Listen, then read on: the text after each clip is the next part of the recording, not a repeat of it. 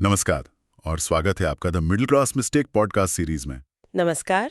आज हम लेखक संचित तक्सली की किताब द ट्रूथ अबाउट इन्वेस्टिंग के चैप्टर 5 के आखिरी मिथक पर बात करने वाले हैं। हाँ, ये झुंड के व्यवहार पर आधारित है। बिल्कुल। मिथक नंबर 45 जो कहता है too many choices only few can make it out.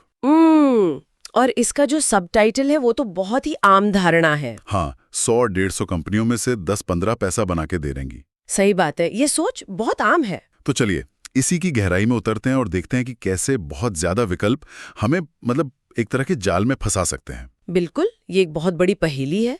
एक तरफ हम जोखिम कम करना चाहते हैं और दूसरी तरफ हम इतने ज्यादा विकल्प जमा कर लेते हैं कि सही फैसला लेना ही मुश्किल हो जाता है। हाँ, और किताब में इसी को डिसीजन फटीग कहा गया है, यानी निर्णय लेने की थकान।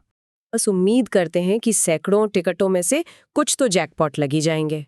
पर जब हमारे सामने 100-150 कंपनियों के विकल्प होते हैं तो हमारा दिमाग हर एक का गहराई से विश्लेषण करने की क्षमता खो देता है ना? हाँ, वो बस भ्रम पैदा करता है और हम क्वालिटी के बजाय क्वांटिटी पर ध्यान देने लगते हैं। ये तो रोजमर्रा की जिंदगी में भी होता है। जैसे किसी रेस्टोरेंट के मेन्यू में अगर 200 डिशेस हों तो हम अक्सर वही ऑर्डर कर देते हैं जो सबसे ज्यादा जाना पहचाना लगता है। बिल्कुल, भले ही वो सबसे अच्छा विकल्प न हो तो निवेश में भी यही मनोविज्ञान काम करता है, जहां दांव पर हमारा मेहनत का पैसा लगा होता है। किताब में इसका कोई उदाहरण दिया है? हाँ, एक बहुत सीधा सा सवाल उठाया गया है। क्या बेहतर है 100 कंपनियों में 1000 रुपए लगाना या फिर 10 अच्छी तरह से रिसर्च की गई कंपनियों में 10,000 रुपए लगाना? ज्यादातर लोग तो शायद पहला ही विकल्प चुनेंगे, सुरक्षित लगता है। और यहीं पे गलती हो जाती है।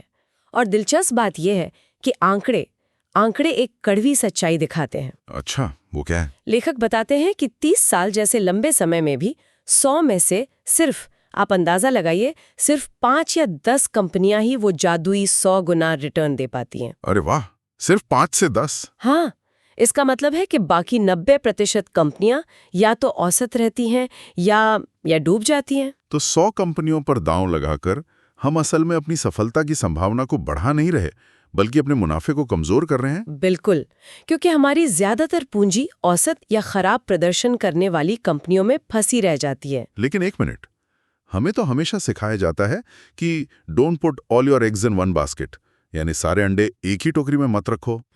तो क्या ये सलाह कि कुछ ही कंपनियों पर ध्यान दो उस बुनियादी नियम के खिलाफ नहीं जाती? इसमें तो रिस्क बढ़ जाना चाहिए। ये एक बेहतरीन सवाल है। देखिए, इसका मतलब ये नहीं है कि आप सारे अंडे एक ही टोकरी में रखें। अच्छा। इसका मतलब है कि आप कुछ गिनी चुनी बहुत मजबूत टोकरियां चुनें और उन पर पूरा ध्यान दें, बजाय इसके कि आप 100 कमजोर टोकरियों में एक एक अंडा रखें। तो समाधान है अपनी मानसिकता बदलने में। हाँ, एक निवेशक को शॉपिंग मॉल में घूमते ग्राहक की तरह नहीं, बल्कि उस मॉल के मालिक की तरह सोचना चाहिए। मालिक हर दुकान में थोड़ा थोड़ा पैसा नहीं लगाता, वो कुछ चुनिंदा बेहतरीन दुकानों पर ही पूरा ध्यान देता है। अच्छा, तो इसका मतलब है कि हमें क्वांटिटी छोड़कर क्वालिटी पर फोकस करना होगा। बिल्कुल। किताब के मुताबिक एक अच्छी पोर्टफोलियो के लिए किस तरह की कंपनी को चुनना चाहिए? ऐसी कंपनियां जिनका व्यावसायिक मॉडल टिकाऊ हो, मतलब सस्टेनेबल हो। सस्टेनेबल? हाँ, ऐसी कंपनियां ढूंढनी होंगी जिनके पास एक मजबूत मोट हो, यानी कोई ऐसा खास फायदा, जैसे बेमिसाल ब्रांड वैल्यू या अनोखी टेक्नोलॉजी, जिसे कोई और आसानी से कॉपी न कर सके। समझ गया। यही वो मॉडल है जो पीढ़ियों तक टिक सकता है। हाँ, और इसके लिए कठोर अध्ययन की जरूरत है और खुद से कुछ जरूरी सवाल पूछने की भी।